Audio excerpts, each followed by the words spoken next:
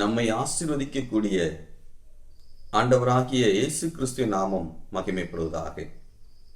இந்த காலை வேளையில அருளுரத்தின் வாயிலாக உங்களை சந்திப்பதில் மிக்க மகிழ்ச்சியுள்ளவனாக இருக்கிறேன்.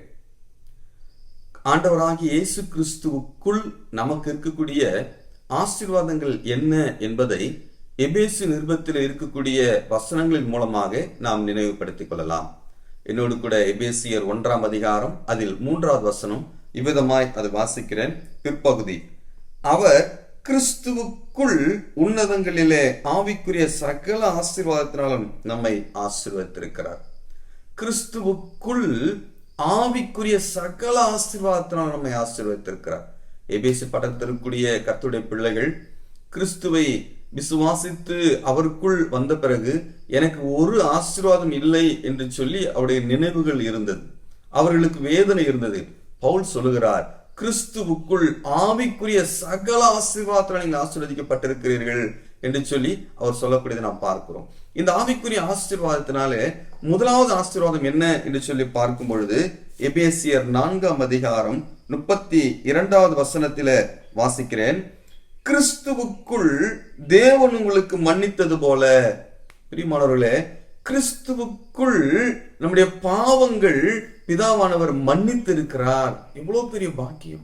இந்த உலகம் முழுவதும் என்னுடைய பாவம் மன்னிக்கப்படாதா என்று சொல்லி அநேக கிரியைகள் செய்து கொண்டிருக்கக்கூடியதை நாம் பார்க்கிறோம்.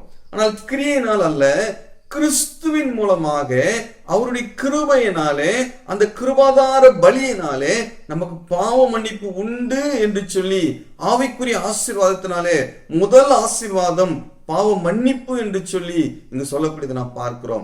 ஏன்?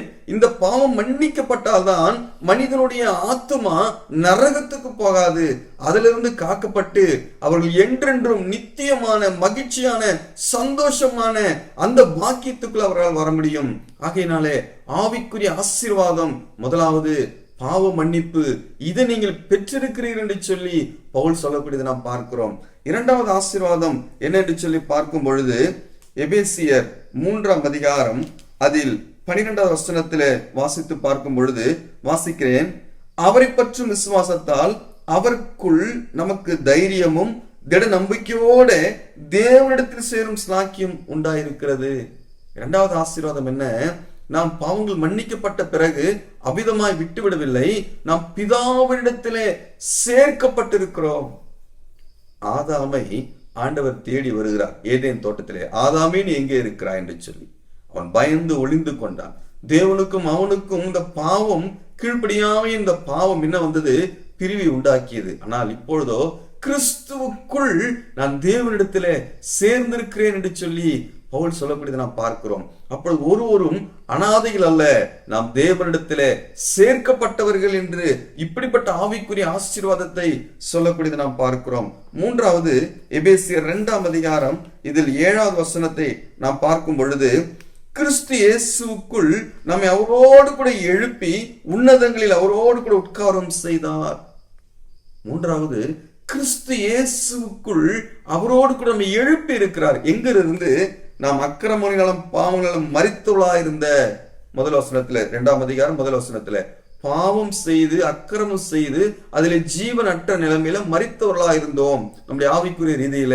அப்ப சரீரம் அல்ல, ஆவிக்குரிய ரீதியிலே மரித்து போயிருந்தது. அதனால் சரீரமும் இந்த உலகத்திலே பாடுகள் அனுபவித்துக் கொண்டிருக்கிறது. இப்ப இந்த ஆவிக்குரிய ரீதியில மரித்திருந்த நம்மை கிறிஸ்துவுக்குள் என்ன செய்கிறார்? எழுப்பி உன்னதங்களிலே என்னுடைய நிலை, என்னுடைய அந்தஸ்து பரலோக குடும்பத்திலே எப்படி இருக்கிறேன்? உன்னதங்களிலே அவரோடு கூட உட்கார்ந்து இருக்கிறேன். எவ்வளவு பெரிய பாக்கியம்! தேவ தூதர்களுக்கும் இந்த பாக்கியம் அல்ல, மூப்பர்களுக்கும் இந்த பாக்கியம் அல்ல. என்னுடைய நிலை எவ்வளவு பெரிய அந்தஸ்திலே என்னை வைத்திருக்கிறது பாருங்கள். நான் கிறிஸ்துவுக்குள்ளே அவரோடு கூட உட்கார்ந்து இருக்கிற பாக்கியம், ஆவிக்குரிய ஆசீர்வாதம். பிரியமானவர்களே, இன்னும் 4வது நாம் பார்க்கும் பொழுது எபேசியர் 4ஆம் அதிகாரம் 15வது வசனத்தில வாசிக்கிறேன். எபேசியர் 4:15 பிற்பகுதி, தலையாகிய கிறிஸ்துவுக்குள் எல்லாவற்றிலையும் நாம் வளர்கிறவர்களாக இருக்கும்படியாக அப்படி செய்தார்.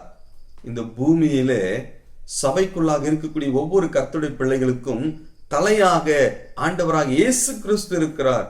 அண்ட சராசரங்களை உண்டாக்கின தேவன் எனக்கு தலையா இருக்கிறார். எவ்வளவு பெரிய ஆசீர்வாதம்! இல்லையா? ஐந்தாவதாக எபேசியர் 3ஆம் அதிகாரம் 3வது வசனத்திலே பார்க்கும் பொழுது அந்த வசனத்தின் சுருக்கத்தை நான் சொல்லுகிறேன். கிறிஸ்துவுக்குள் உடன் சுதந்திரமாய் இருக்கிறோம், கிறிஸ்துவுக்குள் உடன் பங்காளிகளாக இருக்கிறோம். அதாவது யூதர்கள் ரட்சிக்கப்பட்டு சபைக்குள் வந்தாலும், தேவன் அறியாத அந்நிய ஜனங்கள் ரட்சிக்கப்பட்டு சபைக்குள் வந்தாலும், அவருக்கு இருவருக்குமே உடன் சுதந்திரமாய் இருக்கிறார்கள், உடன் பங்காளிகளாக இருக்கிறார்கள். எதற்கு? புறஜாதிகள் சுவிசேஷத்தினாலே உடன் சுதந்திரம். அது மாத்திரமல்ல, ஒரே சரீரத்துக்குள்ளாருமாய் கிறிஸ்துவுக்குள் அவர் பண்ணின வாக்குத்தத்தங்களுக்கு உடன் பங்காளிகளாக இருக்கிறோம். ஆபிரகாமுடைய வம்சத்தில் வரக்கூடிய எல்லா ஜனங்களும் அவர்கள் விசுவாசித்து கிறிஸ்துவுக்குள் வரும்பொழுது கிறிஸ்துவுக்குள் இருக்கக்கூடிய வாக்குத்தத்தங்கள் எல்லாம் எல்லா மனிதர்களுக்கும் சமமாய் உண்டு. ஏற்றத்தாழ்வு இல்லை. பிரியமானவர்களே, மிகப்பெரிய ஆசீர்வாதம், ஆவிக்குரிய ஆசீர்வாதம். கிறிஸ்துவுக்குள்ளே நாம் எல்லா ஜனங்களும், யூதனும் புறஜாதியும் சமமாக இருக்கிறோம். கிறிஸ்து ஒருவரே தலையாக இருக்கிறார். இருவருக்குமே இயேசு கிறிஸ்து ரத்தம், ஒரே ரத்தம் நமக்கு பாவ மன்னிப்பை கொடுத்திருக்கிறது. இருவருமே சம அந்தஸ்துள்ளவர்களாக சபைக்குள்ளாக தேவன் பராமரிக்கிறார். பரலோகத்திலே சுதந்திரத்தை கொடுத்திருக்கிறார். எவ்வளவு பெரிய பாக்கியம் நமக்குள்ள கிடைத்திருக்கிறது பாருங்கள். இதே கிறிஸ்துவுக்குள் எபேசியர் 2ஆம் அதிகாரம் 10வது வசனத்திலே வாசிக்கிறோம். ஏனெனில் நற்கிரியைகளை செய்வதற்கு நாம் கிறிஸ்து இயேசுவுக்குள் சிருஷ்டிக்கப்பட்டு தேவனுடைய செய்கையா இருக்கிறோம். அவைகளை நாம் நடக்கும்படி அவர் முன்னதாக அவைகளை ஆயத்தம் பண்ணியிருக்கிறார். கடைசியாக கிறிஸ்து இயேசுவுக்குள் நமக்கு கிடைத்த பாக்கியம் இந்த உலகத்திலே நற்கிரியைகளை செய்யும்படியாக தேவனுடைய செய்கையாக வைத்திருக்கிறார். பரலோகத்தினுடைய நற்கிரியைகள் பூமியிலே விசுவாசிகள் மூலமாக செய்வதற்கு நம்மை கிறிஸ்து இயேசுவுக்குள்ளாக அவர் தெரிந்து கொண்டார். ஆகையினாலே ஆவிக்குரிய ஆசீர்வாதங்களால் நம்மை நிரப்பியிருக்கிற அவர் இந்த பூமியிலே அவருடைய செய்கையாக செயலாக நம் நற்கிரிகளால் நம்ம என்ன செய்யப்பட வேண்டும்? அலங்கரிக்கப்பட வேண்டும். நற்கிரியைகள் செய்து கொண்டிருக்க வேண்டும். இது தேவனுடைய செயல் என்று சொல்லி பார்க்கிறோம், அவருடைய செய்கையா இருக்கிறோம் என்று சொல்லி பார்க்கிறோம். ஆகையினாலே இந்த உலகத்திலே நற்கிரியைகளை செய்து கிறிஸ்துவுக்குள் நாம் இருக்கிற ஆவிக்குரிய ஆசீர்வாதத்தை இந்த உலகம் காணும்படியாக வாழ இந்த காலை வேளையில தேவன் தாம் நமக்கு கிருபை பாராட்டுவராக. அவருடைய நாம மாத்திரம் மகிமைப்படுவதாக.